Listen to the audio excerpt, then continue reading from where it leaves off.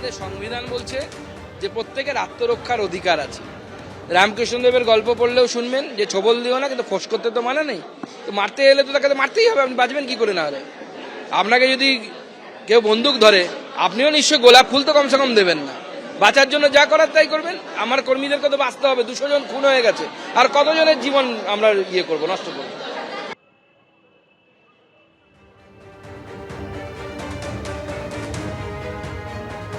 শান্তিপুরে পঞ্চায়েত সমিতির অফিসে গিয়ে পাল্টা মারের দাওয়াই দিলেন বিজেপি রাজ্য সভাপতি সুকান্ত মজুমদার। তিনি বললেন, মারের বদলা মার, চুপ করে বসে মার খাবেন না, কেউ মারলে পাল্টা মারবেন। বুধবার পঞ্চায়েত সমিতিতে সভাপতি ও সহসভাপতির ঘর ভাঙচুর করে তৃণমূল। খুলে দেওয়া হয় পঞ্চায়েত সমিতিতে সভাপতি ও সহসভাপতির নেম প্লেট। সেই নেম প্লেট লাগিয়ে দিলেন বিজেপি রাজ্য সভাপতি এবং পাল্টা মারের দাওয়াই দিলেন তিনি।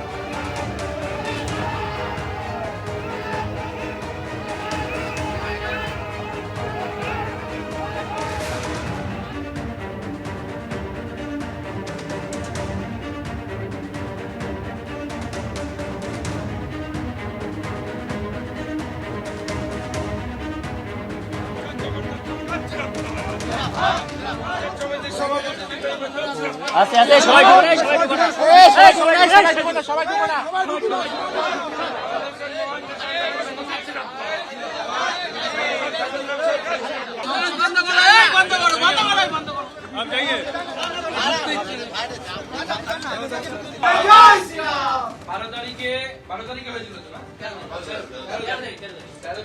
তৃণমূল রাষ্ট্রীয় পতাকার, আমাদের জাতীয় পতাকার অপমান করেছিল। আজকে জাতীয় পতাকা কংগ্রেস এবং জাতীয় পতাকার এই হাল করেছিল, মাটিতে পড়েছিল, আমরা তুলে রেখেছি। আজকে সেই জন্য নতুন জাতীয় পতাকা যেটা টেবিলে থাকবে চঞ্চলের, এবং চঞ্চলের নেম প্লেট আমরা দিয়ে গেলাম। আগামী দিনে তৃণমূল কংগ্রেস যেন এই ধরনের ধৃষ্টতা করার সাহস না দেখায়। চলো এটা লাগাতে হবে, এদিকে লোকের সাথে লাগানো।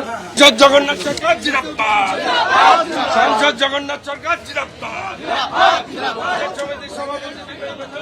আস্তে আস্তে সবাই ঢুকো না, সবাই ঢুকো না, সবাই ঢুকো না।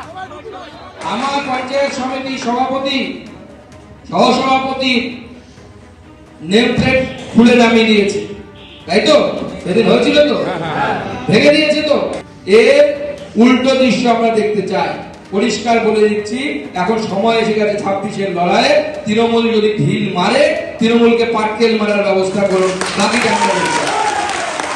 তৃণমূলের এক নেতা ফুটবল খেলা উদ্বোধন করতে গিয়ে বলেছে, কি বলেছে? বলে ফুটবলের খেলায় রেফারি থাকে, বিরোধীদের পায়ে মারলে নাকি রেফারি বাঁশি বাজায়। এই 26-এর ভোটে নাকি রেফারি থাকবে না।